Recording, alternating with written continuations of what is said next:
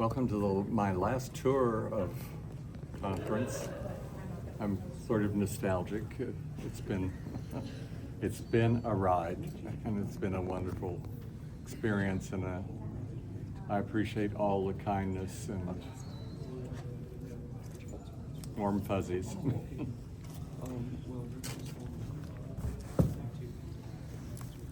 So, where did Jim Ward start? Jim Ward was born in a little town in Oklahoma, rural Oklahoma, on the west side of the state. The little birth town was called Elk City. You may find it on the map. It's probably just a little dot. I did not grow up there.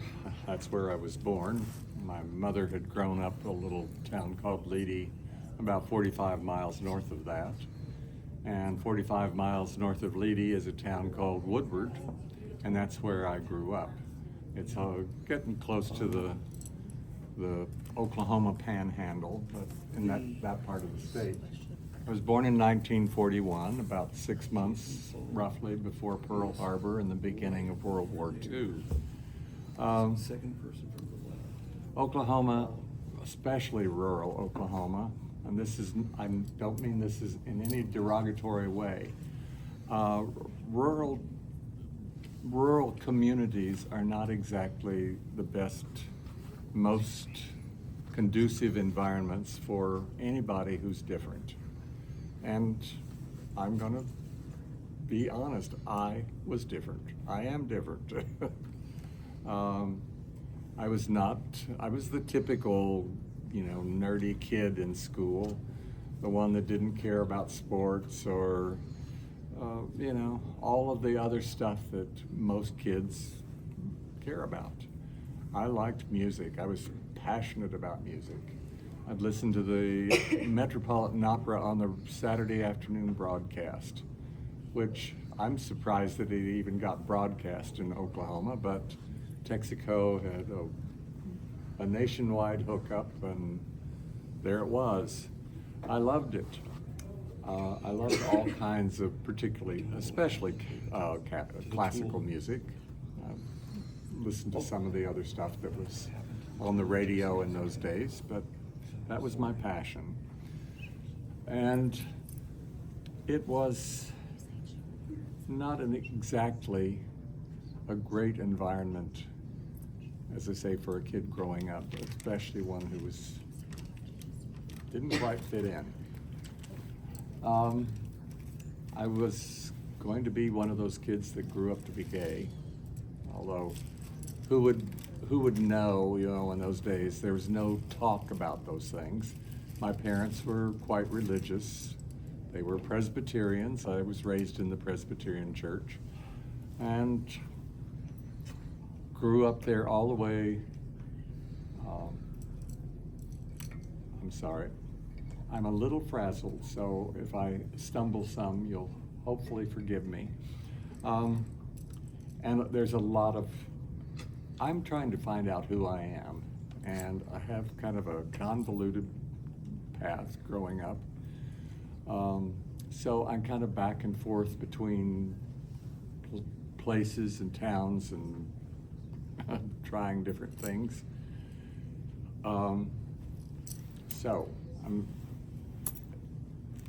My dad at this point in my life in Oklahoma was working as an auto mechanic.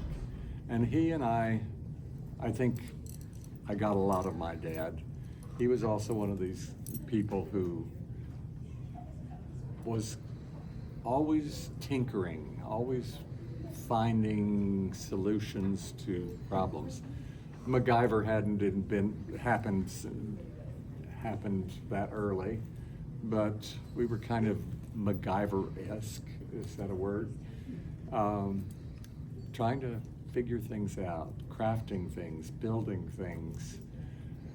My dad was a good auto mechanic, I'm quite certain, but he wanted more for himself and his family.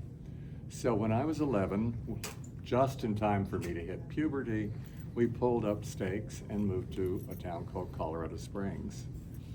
Oklahoma schools had no culture, the town had no culture, and it was something that I missed a great deal. It was a cultural desert. But Colorado Springs was like an oasis. The school system was amazing. Music was something that happened in the schools. I was able at 11 to start studying the violin privately during school. I had private lessons in the school, in a schoolroom. That was 6th grade. In 7th grade, when I began junior high, it offered a choir, it offered a youth orchestra, all kinds of music classes and art classes. I also, in addition to being passionate about music, I also loved to draw and paint and doodle, and I also adored all kinds of crafts, making things, building things, doing things with my hands.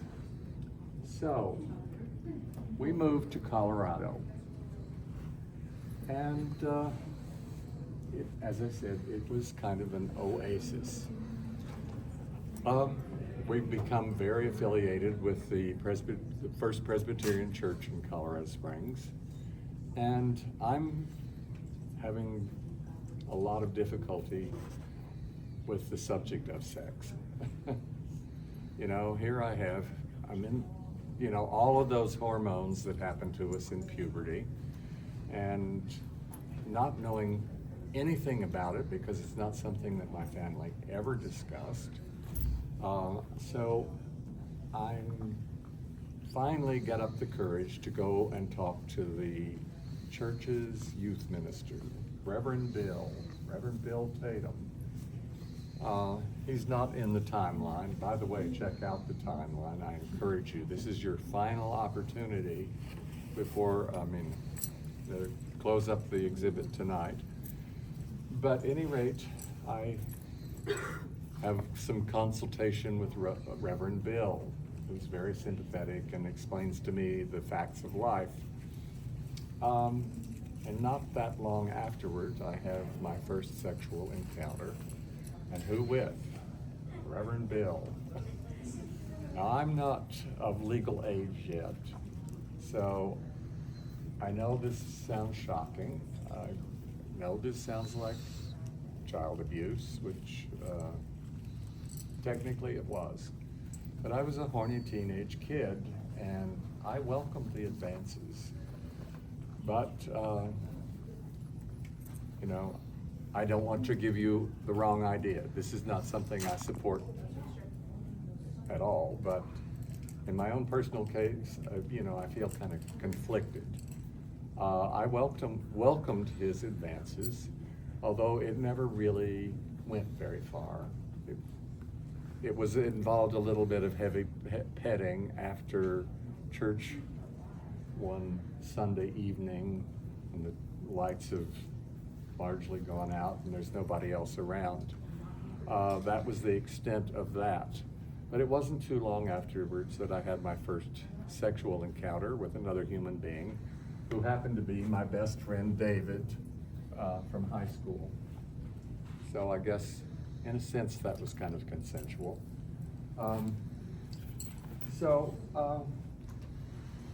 I'm getting older.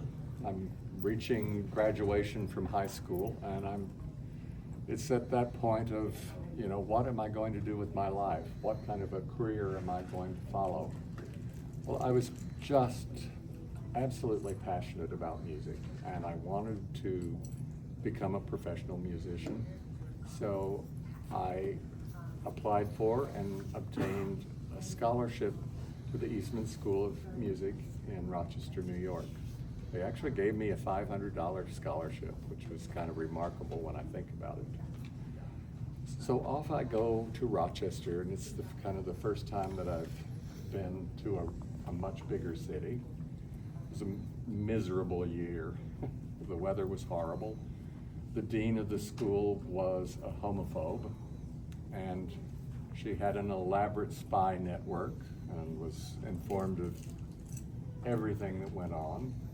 And I got called on the carpet a number of times and accused of a few things, and I just looked at her in the eye and said, I don't know what you're talking about. And it was my word against whoever's, and nothing ever happened, but I was certain that by the end of the school year, I was not going to be invited back. And I realized that I was not sufficiently gifted, musically speaking, to be a professional musician. The best I could have hoped for would maybe be a chair in some small town orchestra and spend the rest of my life as a teacher. I was not cut out to be a teacher, teaching violin in some small town. So what do I do? You know, it's the end of the school year. I've got up to be a little bit practical and think, well, to make a living, maybe I'll pursue a career as an interior designer. I have had some sexual experience, not just with David. I've met some people, some adults in the Colorado Springs gay community. That's kind of, I think, how I first got the interior design idea. There was a gay designer in the city that was connected with some of the people that I know. But at any rate, I decided to go off to New York on a big adventure and study interior design. I was good at design. I was good at drawing. There are two renderings here that I did while I was at the at the New York School. And I could have been a designer, I suppose. I could have pursued it, but it would not have been a good fit. I came to realize that interior designers who make it have to be rather ruthless. They also have to be father confessor or mother confessor. They have to be hand holder. They have to be psychiatrist. They have to be bullshitter, you know, and you have to cater to a lot of rich neurotics. It's just that simple. And I just did not have the temperament to do it. Paul Talks has told me rather recently that the interior designers who really make it are the ones who have come from rich backgrounds already and who understand, you know, that class. I obviously did not come from there, and it was obviously not a good fit.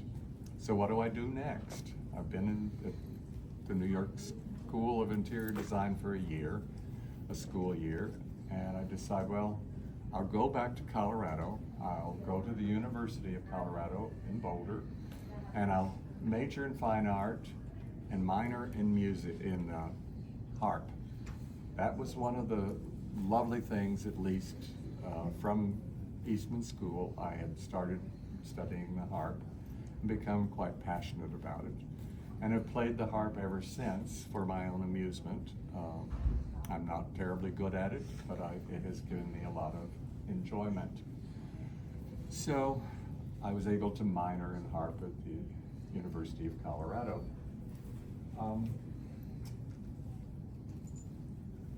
Sadly, I'm afraid that the exhibit is not always chronological. My life doesn't feel like it's chronological either, but we'll be kind of jumping back and forth, and I hope you can follow me. Not just physically, but follow me as I try and tell this story. At any rate, I finish up my school year at the Interior Design School. I go to the University of Colorado. I think I only spent one semester there. I can't recall whether it was a semester or a full year. I think it was just one semester, and then decided to go back to New York and finish up my study there. So that was a one semester at the Interior Design School. all right, I'm in New York now, and I'm done with school. So, but I'm still living in New York, and I decided to get a series of jobs over the next few years, design related. I remember working for a company that designed and sold custom floors to decorators. The one that I remember most was this god-awful place. It was kind of fun though. They did wall groupings for designers, and their clientele was abysmal. It was just people with too much money who wanted rather, they didn't really care what the end result was as long as there was something there for their friends and families to see. But at any rate, I am living in I have moved to Brooklyn Heights. I've been, when I was in school, I was in an apartment in New York City, in Manhattan, and then I had moved to Brooklyn Heights, which was a gay neighborhood largely. I was living in a brownstone down at the foot of Girolamo Street, an old brownstone that was inhabited by a lot of gay men and was lovingly known by the locals as Vaseline Flats, if you get the reference. Up the street from Vaseline Flats, a block away, there was a Brooklyn neighborhood house. And this was just a brownstone building. It happened to have a gym for the kids to play basketball after school, and a number of classrooms where they could do various classes for adults and kids. And one day I'm walking by and they've got a poster in the outside for a jewelry making class, and I thought, oh, that sounds like great fun. So I signed up for their jewelry making class. It takes there are several installments, and I got started with making jewelry. As it happens, in this display case, you will see one of the first pieces of jewelry I made. It's a little violin pen. I made it while I was doing this jewelry class, and it was a pen I made for my mother.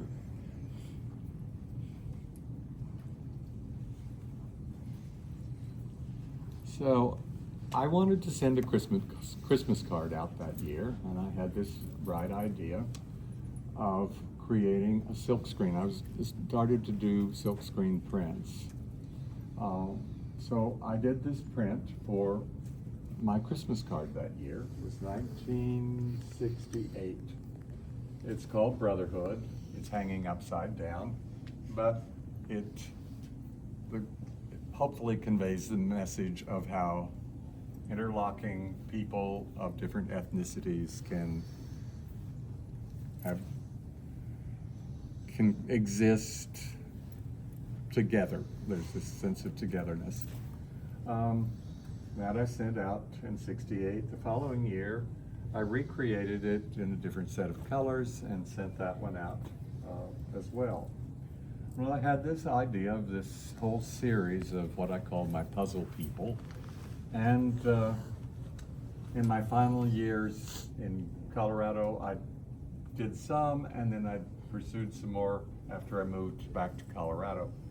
While I was in these last phases in New York, I met a guy named Fred who was into metaphysics, and so I was intrigued. I had a terrible crush on him, which he did not reciprocate, but that's another story. At any rate, he introduced me to, told me all about an organization called the Order of the Golden Dawn. And I don't know if any of you ever heard of it, but it was an offshoot of the Masons. And where the Masons were all about men, the Golden Dawn was initiated both men and women. So he also introduced me to another organization. The Golden Dawn was no longer in existence at that time. He introduced me to another organization called the Builders of the Atom, which was a California organization that published a correspondence course on tarot, and he encouraged me to take it because he felt it would be particularly educational for my magical, metaphysical interests.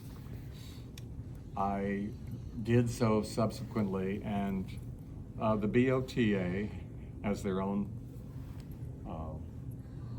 tarot deck, and when you do their correspondence course, they send you this deck of blank cards, black and white cards that you color yourself, and they include a little booklet with what color goes where. It's a little paint by number.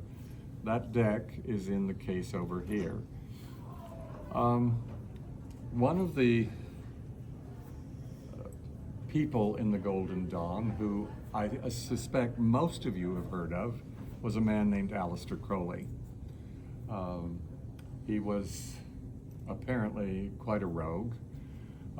He was openly bisexual, and the organization was not particularly, this is Victorian England, and they were a bit still prudish at that time, and so they kicked him out, and he went out and did what Aleister Crowley did.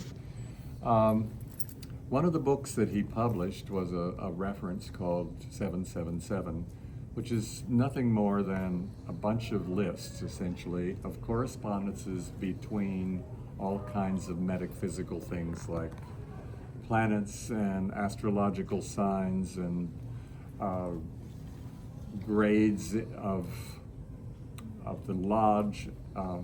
There were also some tables of colors and how they correspond with themes of not only planetary but also astrological, and various and sundry things related to those. That's a long-winded way of telling you about this series of my puzzle people, because the colors that I chose for these were pulled from those color tables in 777. Here are some photos. Why they're exactly here, I don't know, of me playing my harp. This one you, I'm sure, have seen many times. It's a favorite. It's my artist statement and some information about me and my passion for music. And this is an early photo of me playing my harp, the year I graduated, not graduated, but the year after I left Eastman. This corner,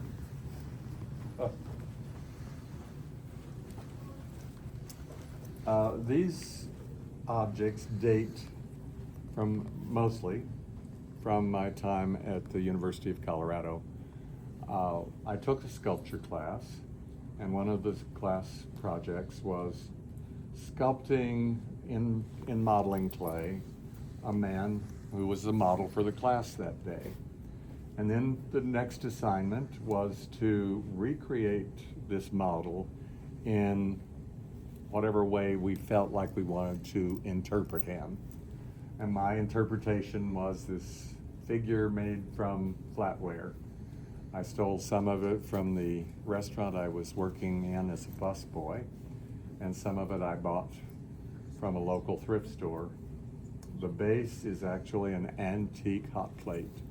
I've never seen another one like it. It's a terrible thing to do to an antique hot plate.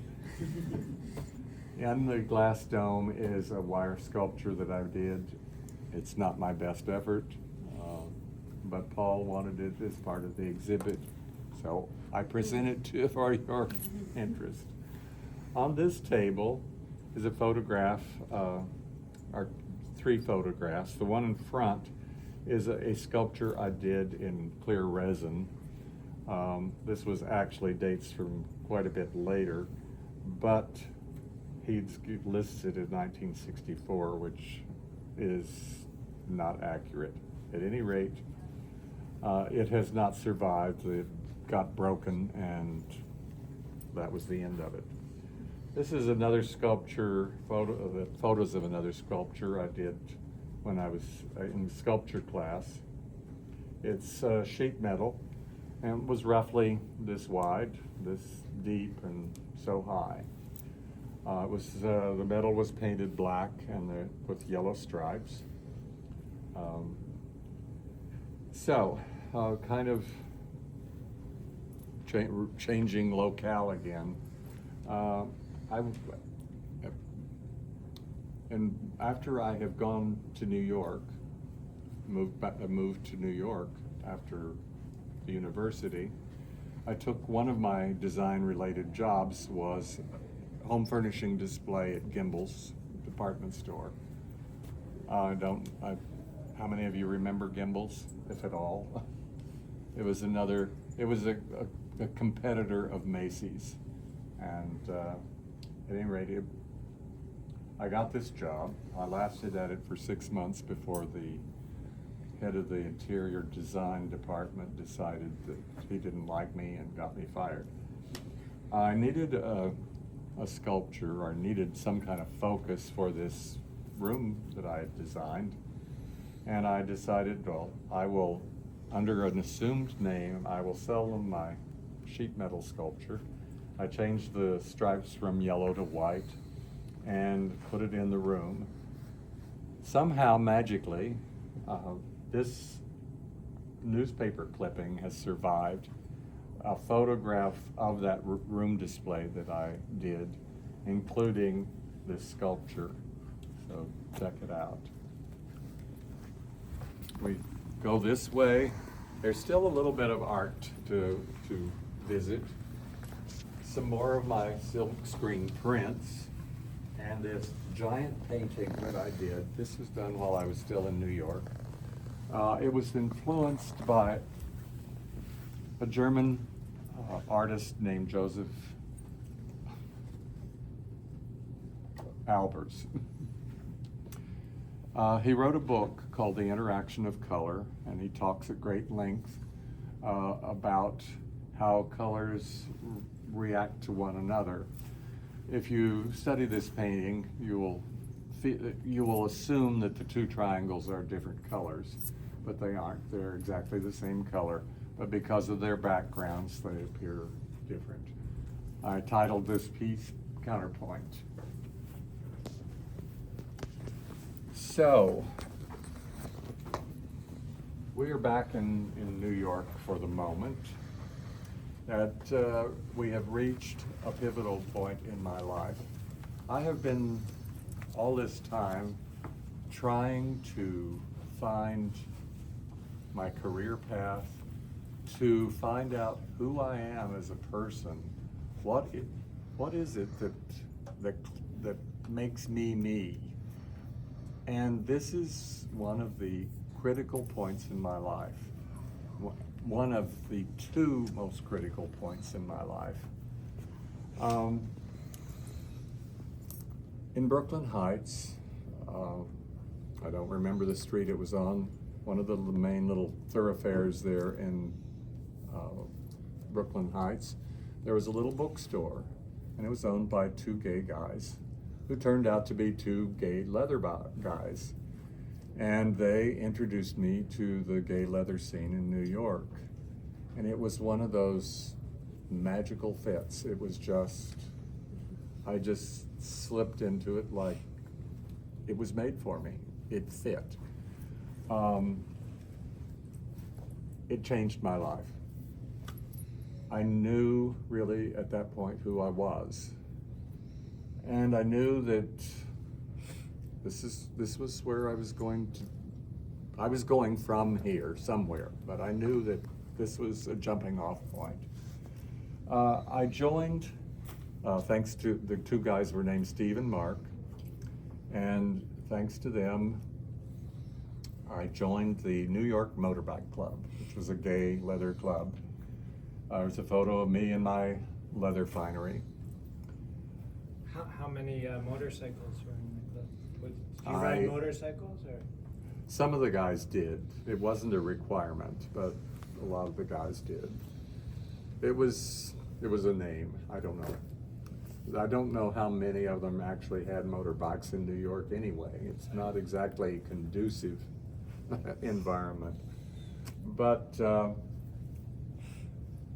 while I'm there, at this point in my life, magically, I say this magically, fatefully, something crosses my path. It's a magazine. I don't remember the name of it. I don't know how it came to me, but it had an article about a wealthy guy who gets on his yacht and circumnavigates the globe.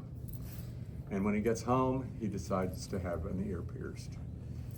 As you probably all know, this is actually a naval tradition with a number of variations in terms of what kind of voyage and what kind of piercing, but at any rate, it is a tradition. Well, this kind of sparked something in my psyche, and I wanted my own ear pierced. And one of my buddies in the New York Motorbike Club was a guy named Ron, who had been a merchant seaman. He had lots of tattoos. He had tattoos on his earlobes with ear piercings in the centers of these stars on his ears. So he came to my apartment at some point and he pierced my ear for me. And I was happy about it. I thought, well, it's probably a little bit much to wear to work, but I'll put a Band-Aid over it, and if anybody asks, I'll just say I cut myself shaving. Nobody asked. So I healed my ear piercing, and this fantasy kind of took root. Well, I enjoy nipple play. I've been enjoying nipple play for some time now. Would not that be even more erotic if I pierced my nipples? At this point, I'd never heard of such a thing, but it was a compulsion that I could not get away from. I had an ex-lover who had an apartment, a different apartment in Vaseline Flats, who, although we were exes, we were still good friends, and he had a little kit of watchmaking tools. He was a watchmaker. And in that kit, there was a spool of gold wire. And it was very thin. It was probably 20 gauge, maybe even 22 gauge. Way too thin, but at this point, who knew any better?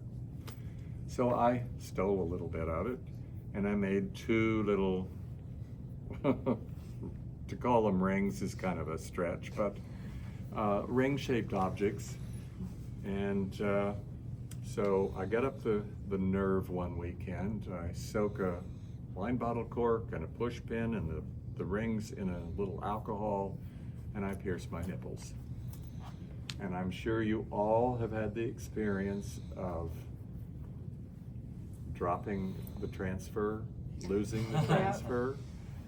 Well, it's that experience, only worse, when you take the push pin out and you try and fish these little wires through. I managed, and then I freaked out. Took them out. But it was one of those things that would not go away. It just kept nagging at my brain. And so not too long afterwards, I redid the piercings, went through it all over again, and left the rings in place. Those piercings healed.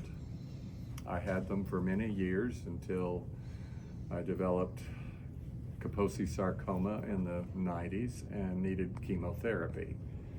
And at that point, even those piercings had been well established for decades.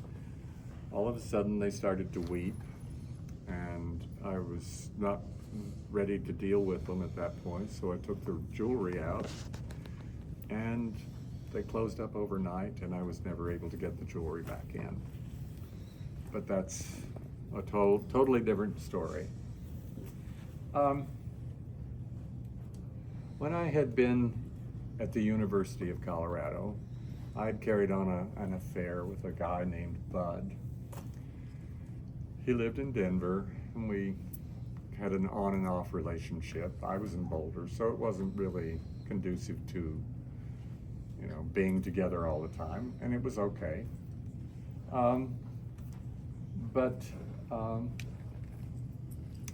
on some weekend, my buddy's Steve and Mark had gone to one of the local gay bars, little gay leather bars, and picked up a guy, took him home. His name was, turns out it was my buddy Bud.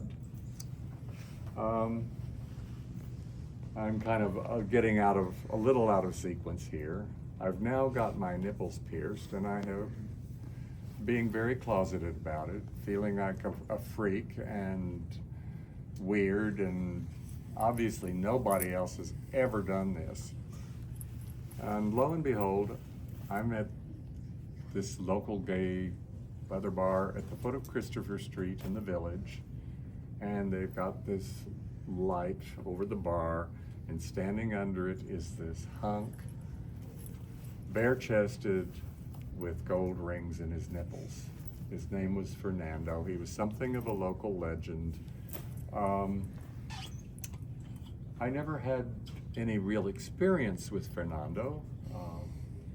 I did kind of get to meet him socially sometime later, significantly later actually, after I moved to California. But at any rate, he was the person who made me realize that I was not as wrong as I thought I was. I was not the only one who had this fantasy.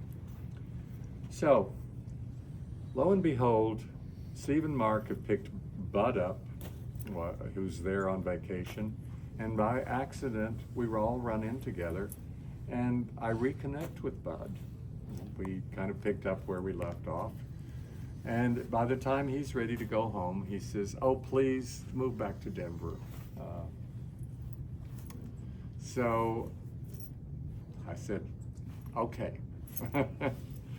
And so I pull up stakes and move back to Denver.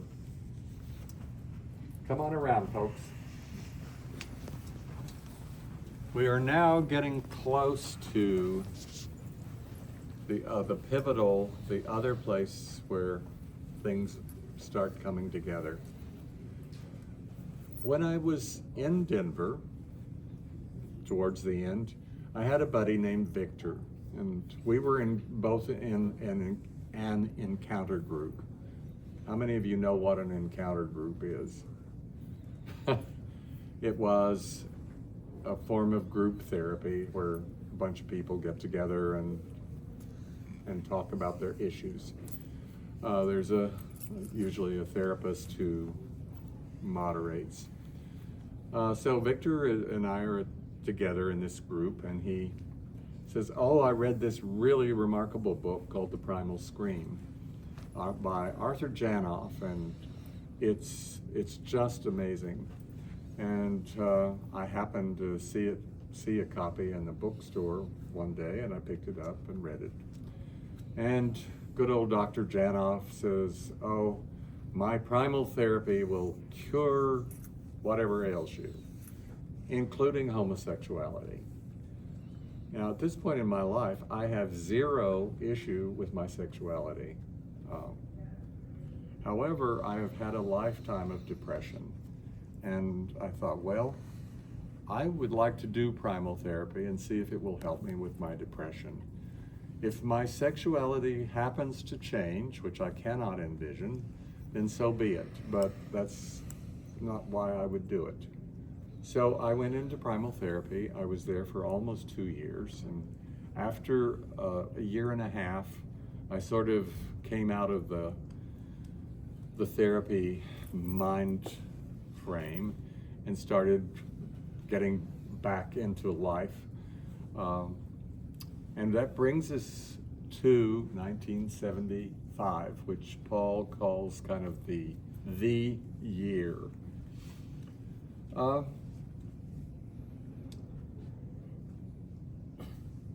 So, while I was in Colorado, belonged to the New York, or to the local motorcycle club in Denver. It was a club called the Rocky Mountaineers. And one of the other guys in the club was a guy named Rod. He was at the time that I first met him, he was married, had several grown children, but he was a gay man, and a gay man of that generation. Many of them married and had kids because it was what was expected.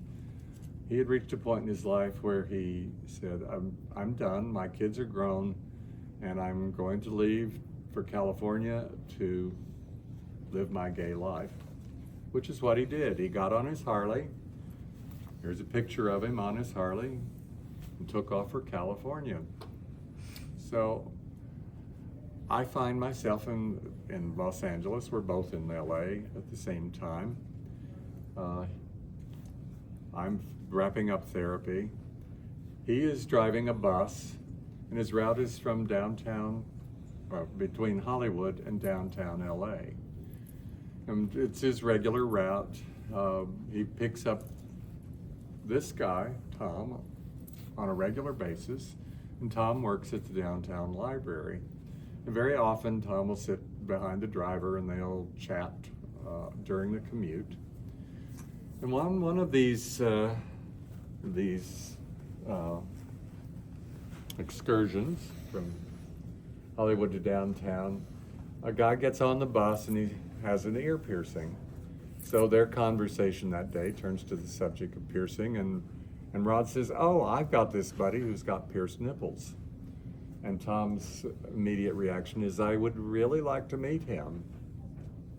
Well, I do meet Tom. I go to his apartment, and he shows me a whole lot of photographs, rather remarkable photographs, which I'm sure all of you have seen, believe it or not, because they are photographs of this man, who at the time was known as Roland Loomis. You know him now as Fakir Mushafar. Tom also had a lot of correspondence from various and sundry piercing enthusiasts from all over. And Tom also knew this man over here, Doug Malloy, who also lived in Los Angeles. So, at any rate, at this time I am dating a guy named Eric. He lives in San Francisco and he comes to LA periodically. We had this kind of back and forth relationship for a bit. And Eric wants me to pierce his nipples. Now I know that there's got to be a better way than a way I pierced my own. And I've learned from Tom that Doug Malloy has some experience and presumably knows what he's doing. And whatever it is, it's got to be better than mine. So I asked Tom if he'll put me in contact with Doug, which he does. And so I contact Doug and I say, hey, my boyfriend wants his nipples pierced. Can you teach me how to do it? Can you show me how it's done, how it should be done right? Also, can you tell me where I can get some jewelry? Now, in addition to that jewelry making course that I took in New York, my watchmaker lover had introduced me to a class for professional jewelry making, which I took also. And at this point in my life, I've got 2 courses of jewelry making under my belt. I kind of know my way around it. I may not be up to the professional level, but I can come up with something. Doug says, I'm happy to teach you what I know about doing piercing, but if you want jewelry, the best I can do is to refer you to this guy in San Diego who'll make rings for you for $200 each. Someone here figured out that that's over $1,000 in today's money. I said, no, that's not going to happen. So I went to a lapidary shop in Hollywood, and I bought a couple of pieces of gold wire. I bought a Burns-O-Matic propane torch and a few other tools and supplies, and I went back to my little house and I made jewelry for my boyfriend. Doug and I had come to speculate that something straight through the piercing might actually heal better than something curved like a ring. So my first jewelry design, very first original Jim Ward jewelry design, is what I ended up calling a nipple retainer. And there's a photograph of it way at the end of the exhibit. It consists of a straight post that's kind of hinged on one end, and there's a ring that goes through it. On the opposite side is a little catch that I designed. So the bar goes through the piercing and comes around and clips in on the opposite side. So you've got this straight bar through the piercing that's held in place by this ring that goes around the nipple. That's my original design. Doug comes over, we do my boyfriend's piercings. All goes reasonably well, all things considering Doug's technique at that time, which was still pretty primitive. Also, at this time, when I first meet Doug the first time, thanks to Tom, he is in the company of a man named Alan Oversby, not on this banner, Alan Oversby, also known as Mr. Sebastian. It's the first and of only 2 times that I actually met Mr. Sebastian. This was the first time. Any rate, moving along, come on in.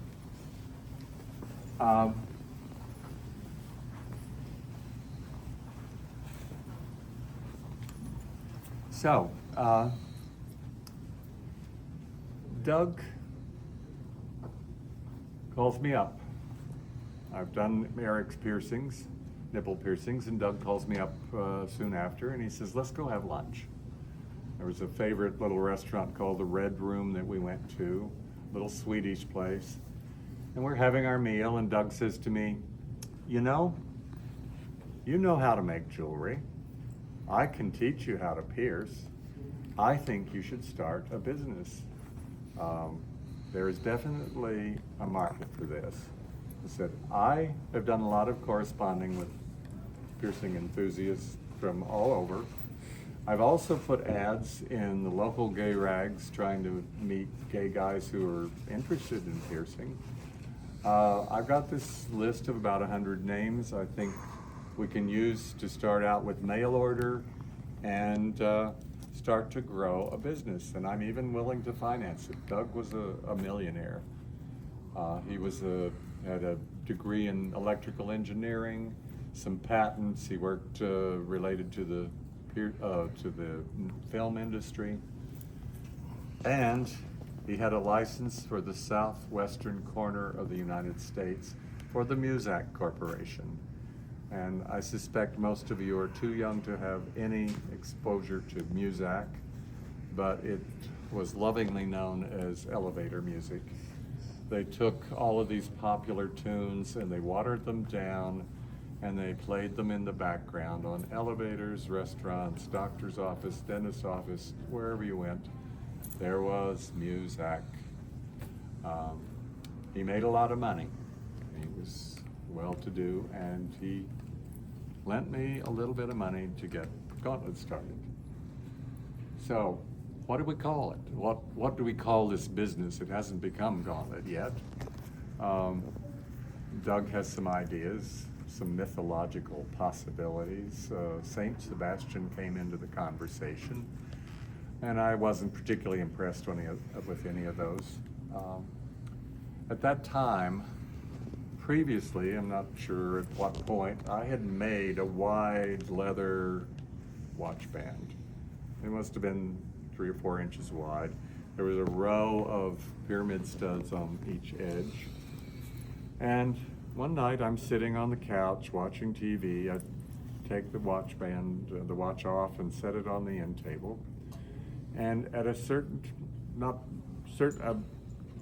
I turn around, I look, and I see that watch band, that watch with the watch band, and it comes to me full-blown Gauntlet.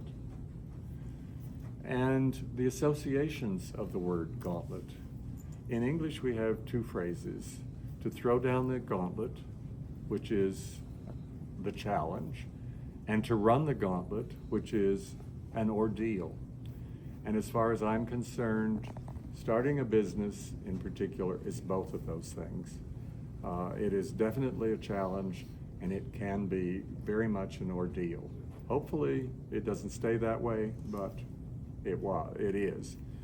So it was Gauntlet. There was no doubt in my mind, and I told Doug what my choice was, and he was fine with it. So in November of 1975, I went to a newspaper office. I filled out the form and placed ads in the newspaper saying Jim Ward, or James Ward, is doing business as Gauntlet Enterprises. So Gauntlet was born in November and is a Scorpio. One of the things that we decided to do to build up the local build up business locally, was through these gay men that Doug had connected with. And we started a group. He suggested at first the Society of St. Sebastian. For whatever reason, he was obsessed. I said, no, that's too much. Let's just call it the Tattoo and Piercing Group, or T&P Group for short. The T&P Group would get together about once a month, and we'd do a potluck, or we'd go to a restaurant for a banquet. And then afterwards, we'd adjourn to somebody's house or stay at somebody's house if it was a potluck. And after we'd fed and had a few drinks, no doubt, which was maybe not, I shouldn't say that, that's not cool. But I would pierce whoever was interested, and it got the ball rolling. I have designed a little brochure, which you'll see a couple of examples, one folded up where you can't see the inside, and on one of the banners, one of the posters, there's an unfolded version that shows my little drawings of my initial offerings of jewelry. So this little brochure I am mailing out, and I'm starting to do mail orders. I'm starting to get correspondence from people, which leads us to the next phase, which is the magazine. I started getting all of these letters from people with two common questions. How do I pierce my girlfriend, boyfriend, this part of their body? And this is the day before computers and the internet, and I got tired of typing letters to people saying, this is how we do this. I'd rather not tell you in a letter. But they also wanted to know how they could meet other people who were interested in piercing. At this point in time, piercing is very closeted. There's no way you're going to get pierced professionally. People are doing it in their garage, they're, behind closed doors with the curtains closed. So it became apparent to me that the simplest way to address this particular issue was to start a magazine. I could publish articles on how I was doing the piercings themselves, and also include a sheet of classified ads inside the magazine for those magazines that went to subscribers. So that's what I did. The first issue came out in October of 1977. We don't have a lot of time, so I'm going to try and rush through this, and I'm sorry with it. We're down to kind of the last of our time with this exhibit.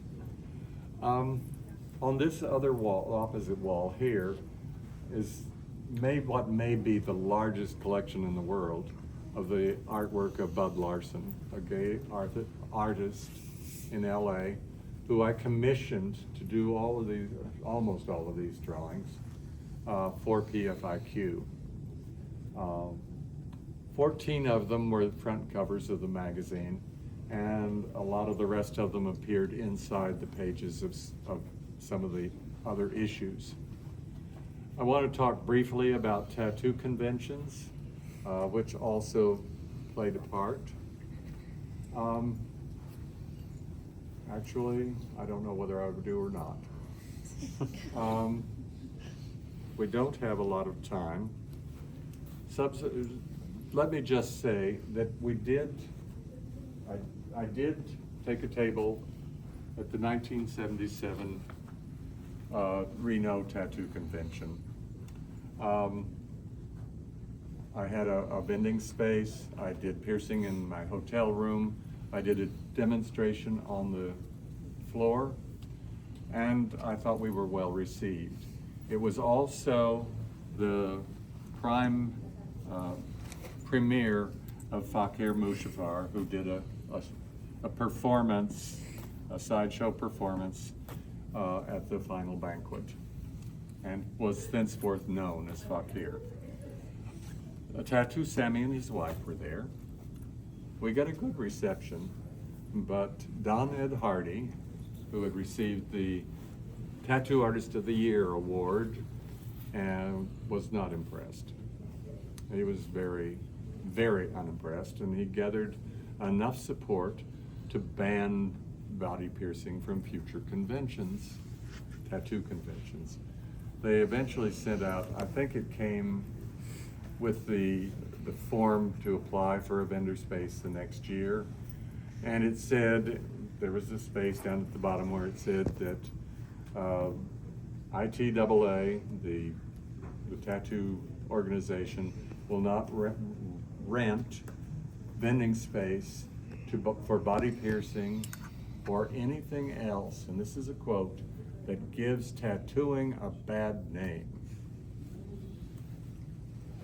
Of course, nothing about all of those scratchers and bad tattooists and bad tattoo enthusiasts, and any rate.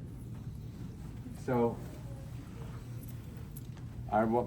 that was kind of the disconnect as far as I was concerned. Doug did encourage me to go to the convention in 80 and 78, where we did not have vending space, but we did talk a lot to other people, to attendees, about what we did. I won't go into detail on that because we do have a shortage of time. Speaking of Fakir, when I first met him back in 1975 or thereabouts, he was not very impressed with me. My whole primary interest, especially in those days, was about body piercing as a means of sexual enhancement. That little piece of metal strategically placed in a body can greatly add to your sexual enjoyment. And Fakir was not amused because I was not spiritual enough. Body piercing needed to have a spiritual aspect. And I thought, well, I don't see this as a problem. If you want it to be a spiritual experience, you can make it a spiritual experience. So I'm fine with it, and we make nice with one another, and we become good friends for a number of years. I do some rituals with Fakir. He starts to contribute articles to PFIQ. And we come to a film that we did together in 1987 called Dances Sacred and Profane. It was made by two brothers, the Jury brothers. It started out as a documentary about Charles Gatewood, the photographer, a well-known photographer. Somewhere along the line, they have filmed Charles at Mardi Gras doing crazy things that people often do at Mardi Gras. And Charles introduces them to Fakir, who steals the show. And suddenly the focus of the documentary shifts from Charles to Fakir. Well, the filmmakers put their heads together with Fakir, and it's decided that they want to film some Native American style rituals in a traditional setting. So we all get together in Wyoming, and they film the 2 rituals that Fakir and I did. I participated in a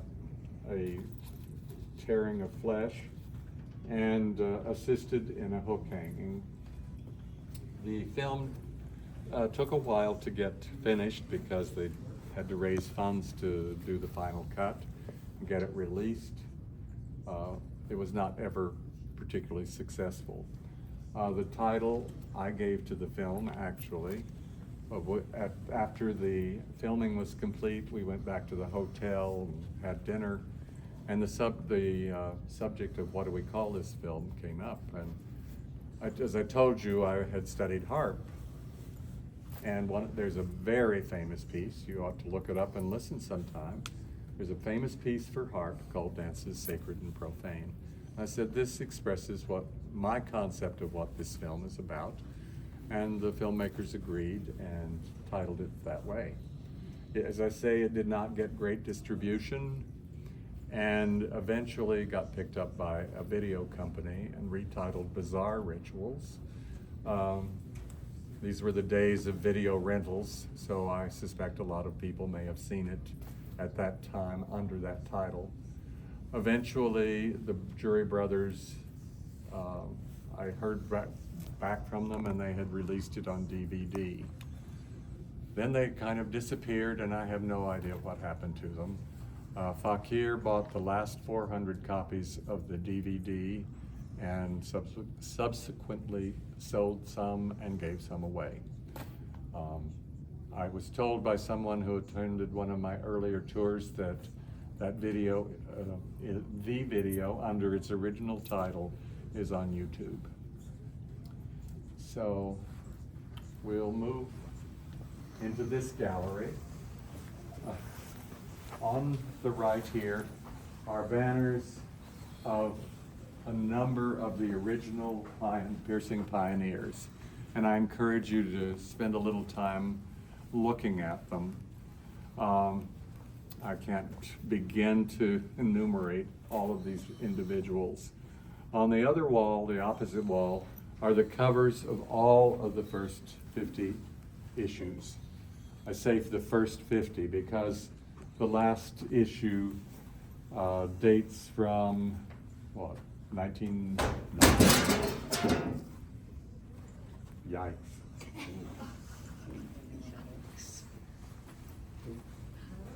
Oh no.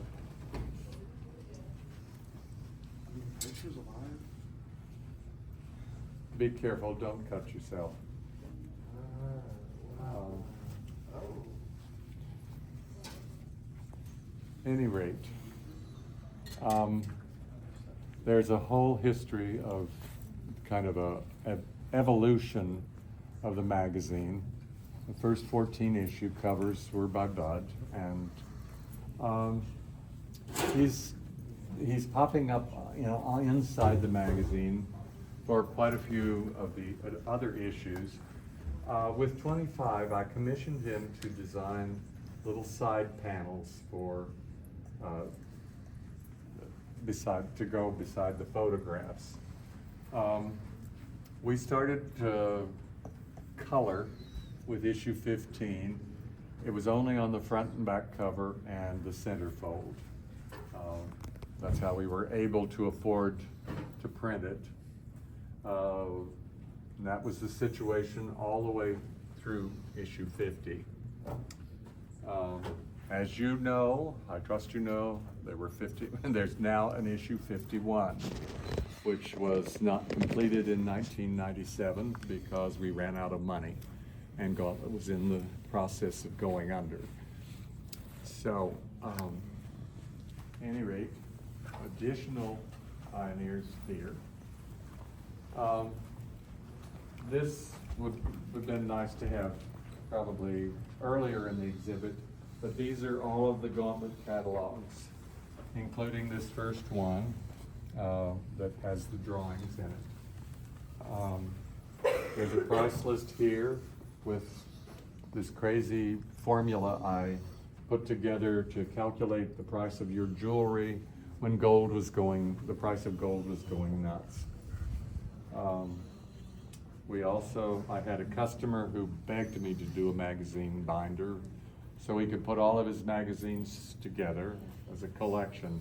Eventually, after he nagged me for months, I found a place to make these purple velour binders with the gold stamp on the front. All right. At any rate, over here are some of the subjects who appeared in PFIQ by various photographers. We had, I don't remember where Paul put the list of photographers, but it's here somewhere. They're on the PFIQ wall on this side. All right, good. And then there is this rogues gallery here. You might recognize this man.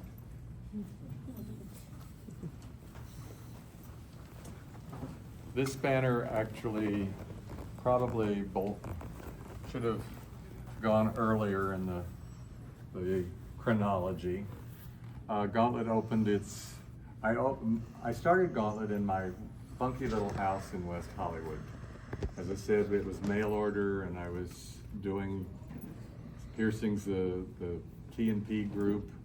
And I was also getting drunks in the middle of the night, knocking on my front door, wanting to get pierced.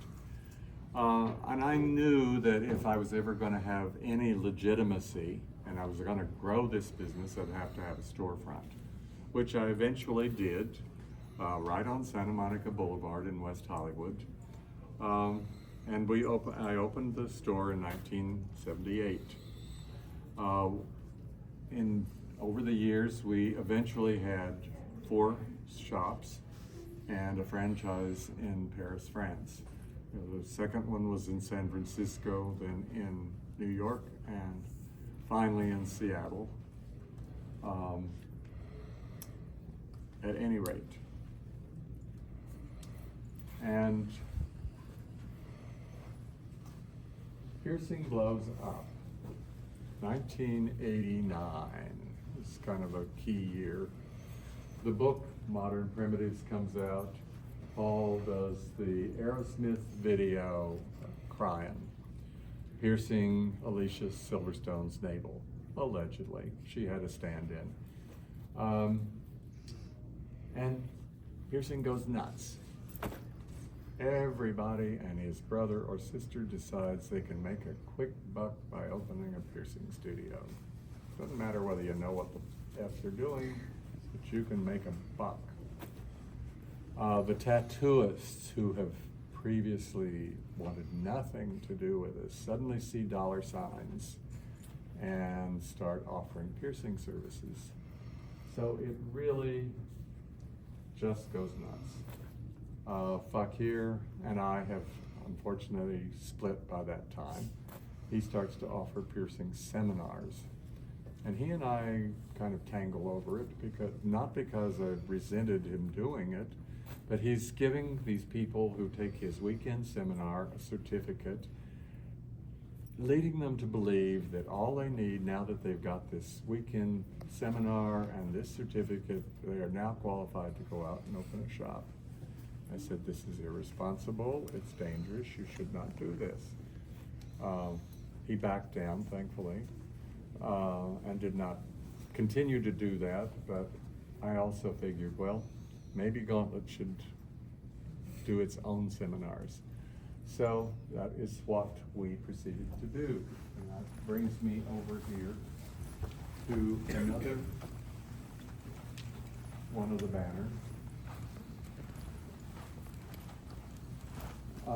This is the banner for Michaela Gray, and I want to particularly point it out because Michaela has been a great influence and has done a great deal for our industry. I met her first in New York when I was doing some what I call piercing clinics. They were guest spots at a leather shop in Manhattan. She was very enthusiastic. She moved to California because she wanted to get more involved with piercing. She took a job at the San Francisco store, and it was not a harmonious fit for her. So I took her on as my assistant at the corporate office. I was pretty much removed from actually piercing in the shop very often. I was mostly working on the magazine and various and sundry other projects. Michaela helped me get the seminars going. She and I co-wrote the manual. We have reprinted it and it's available. It's called Responsible Body Piercing. She is also the primary person responsible for founding APP. She spearheaded the effort and Gauntlet funded her, which is probably why it happened. I think an individual who had tried to do it without financial support would have had a very difficult time. She gathered together a handful of studio owners. You'll see, I'm sure you've seen the photo of founders. We got together and some of them stayed, some of them went, but they formed the core group that started this organization. You owe Michaela a great debt of gratitude for that. Sadly, she is no longer involved with the industry. She's extremely bitter. She was driven away in no small part by Shannon Larrett. They clashed early on and he just went out of his way to alienate her to the point that she just walked away. But at any rate, we are here because, in no small part, because of Michaela. We'll wrap up, I guess, over here. This is my original jeweler's bench that I built in 1975 because I didn't want to spend the money for a manufactured one. It's scrap lumber and parts of a packing crate. And I warn you, if you get too close to it, you're likely to get splinters. I'll talk to you about some of my personal jewelry innovations and some of my personal tool innovations. Here is my first catalog with my little sketches. This is my nipple retainer that I talked to you about earlier. You can actually see the first one had a little hinge here. Subsequently, I used thicker wire and drilled through it rather than make a hinge. The nipple shield that Janet Jackson flashed to the nation and to the world was also one of my original creations. I am responsible for introducing niobium piercing jewelry, and I also invented the septum retainer. Oh, why, thank you, Mick. For the innovations tool-wise, the piercing needle. In Doug's kit, And fell asleep. in Doug's kit, there was an assortment of veterinarian hypodermic needles with the hubs still attached. So it became, well, when the first failure, the kit included also an ear piercer, which was something he was using for nipple piercing. And it works up to a point. That point being, you run into that nipple that's tougher than boot leather. After the failure of that one, a serious failure of the ear piercing tool, I decided it's time to go to the hypodermic needles. And that proves to be a bit of a challenge because trying to follow the bevel through with the jewelry does not work really very well. And finally it just, why the heck are we doing this? So I just slice off the hub of and clean it up, sterilize it, and voila, you have a piercing needle. They're not great, I'm telling you, because I'm buying them from a medical supply house in New York. The quality is inconsistent. Some of them are not very sharp, and we are reusing them. And before you are aghast, doctors were reusing needles. It was common practice. You would clean the damn needles, you would rebag them, re-sterilize them, and use them all over again. So we were not doing anything that the medical profession was doing. As I said, they were also very dull. They got particularly dull. Some of them were dull to start with. I remember some of those. So they were hard to get through tissue. And we tried various and sundry solutions to that problem. Putting a Band-Aid around your finger. I remember using a thimble, or trying to use a thimble. It was awkward. And eventually we came up with the needle holder. These plexiglass discs drilled to hold a needle. And they made it a lot easier. Now, as far as the piercing needle is concerned, when the AIDS epidemic hit, it became apparent that we had to stop what we were doing. It was time to go to disposable. We had to adapt to using gloves. I mean, before that, doctors and dentists, tattooists didn't use gloves. We were piercing with our bare hands. So we went to disposable, we started wearing gloves. I found a source for needles without the hubs. Unfortunately, needles that are made for injection are not ideal for piercing, but they were what we had access to. It wasn't until much later, towards the end of the 1990s, that some enterprising people came out with extra sharp needles. And you do not know how blessed you are and how fortunate you are that those are available. But the original was my design. I also claim that I invented the needle receiving tube to use for the Prince Albert piercing in particular.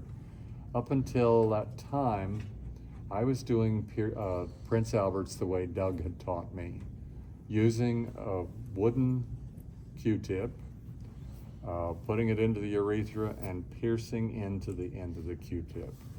It's not easy. I got very good at it, and I had no reason to change until it came time to teach somebody else how to do it. And it did not go well, let's put it that way.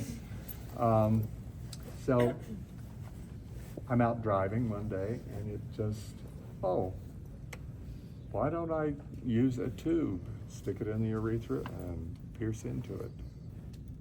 I went back and called my favorite jeweler, said, Pete, would you make me this tube about 4 inches long, maybe 1/4 of an inch? Smooth it out nicely, and I took it back to the studio and sterilized it, and my next Prince Albert was a piece of cake.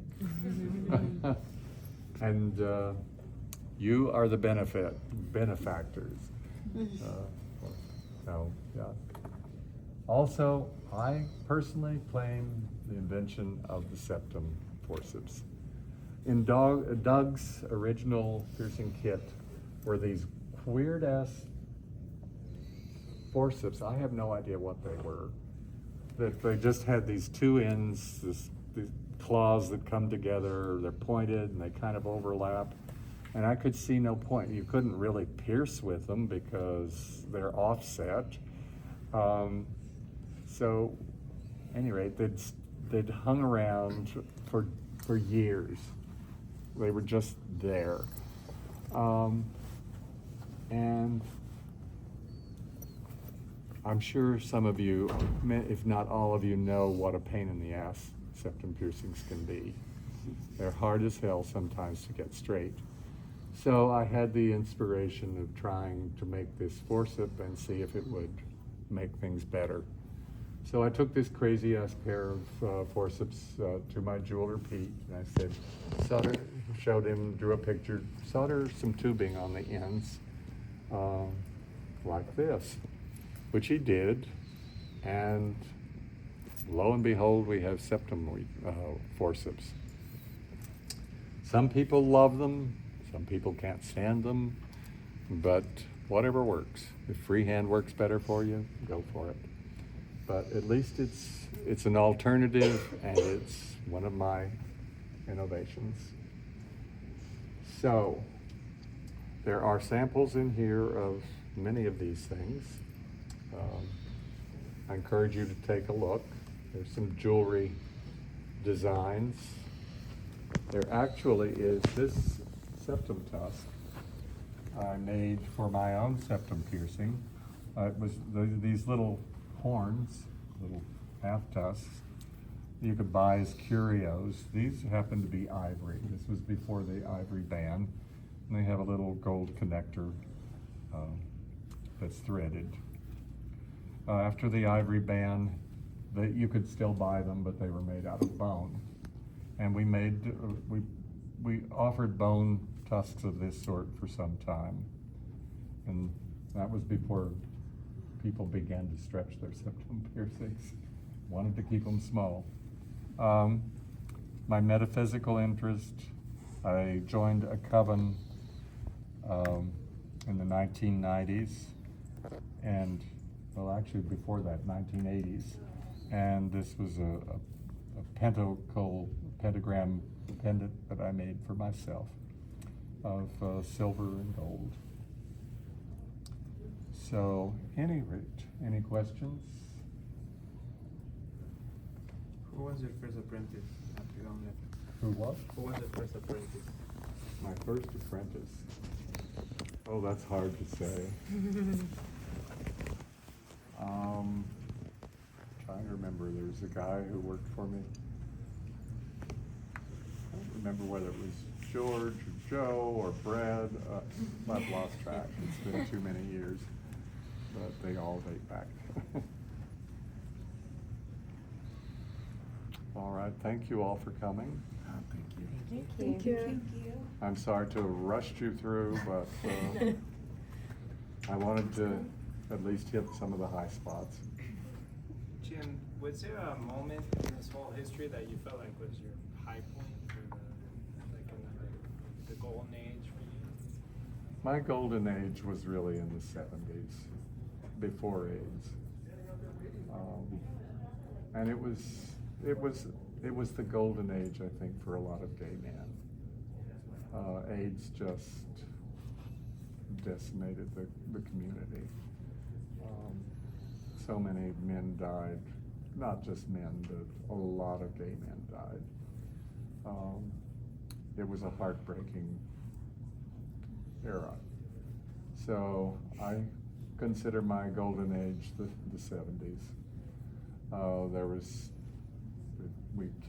It was kind of that wave that it started with women's lib and gay lib and Stonewall. Stonewall was in 1969. And it was just a feeling of so much freedom. And I felt a lot of freedom with what I was doing, you know. It was a whole world ahead of me. So that's my golden age. I think of COVID as being the pandemic, but really AIDS has killed probably as many or more people than COVID. I don't know if you've ever seen the There's a photo that sometimes surfaces of the quilts that were, a lot of people, you may be familiar with this, the AIDS quilts. When someone died, a friend would make a quilt of a particular size. And these were collected and sewn together, and there are photographs of a protest in front of the Washington Monument with the quilt. This huge patchwork of quilts out in front of the Washington Monument. And there are thousands of them. It's just, it's heartbreaking when you think about it.